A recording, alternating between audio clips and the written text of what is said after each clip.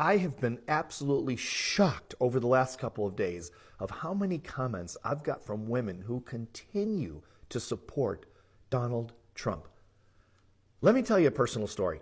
About 30 years ago, my company got a contract to work with the Miss USA and Miss Teen USA pageants, which Donald Trump had just purchased at the time. So that meant that I was a judge in many of these contests around the country. The first time Donald Trump came in, he told all of us, and it was all men at that time, that we could feel free to go backstage and watch the girls undress because they were really cute. One of the guys stood up and said, Mr. Trump, you know, some of these girls are 15 years old. They're children.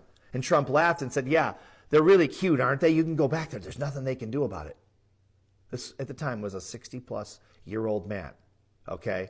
Now, if that doesn't shock you, especially if you're a mother, I'd like to hear you explain that one to your daughter, that you supported this guy, who's also, by the way, an adjudicated rapist, a man who hates women, clearly, has been abusing women his entire life. Well, the greatest abuse he ever caused, of course, on a mass scale, was he overturned Roe v. Wade. He's very, very proud of making sure that the government controls your body, not you. Congratulations. Women fought for that for years and years and decades and decades and decades, and now the government can tell you what to do with your body, specifically the Republican Party. They love to control women, right? So where is he going next to control women? If that doesn't convince you, let me give you the ultimate prize. This is what Trump wants the most. This is what the GOP has wanted for years and years.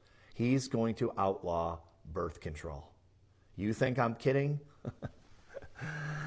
Birth control in 1964, when it became legal, is the thing that emancipated women. It gave women the freedom to control their body. So if they wanted to stay home and be a stay-at-home mom, if they could afford to do it and wanted to do it, great, they could do it. Or they could use birth control and go out and build a career or a different life or maybe a hybrid life. They had control. Women finally had control. They weren't stuck in the kitchen barefoot and pregnant unless they wanted to be.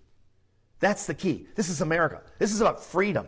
This is about doing whatever you want to do, and you don't have to have the government telling you what to do. He's coming after your birth control. If you continue to support this sociopath, women will be set back, not 50 years like what happened with Roe v. Wade, but 150 years, okay? Think about this very, very clearly. And if this makes sense to you, please stand up and protest against this guy before he wipes out every right women have ever had.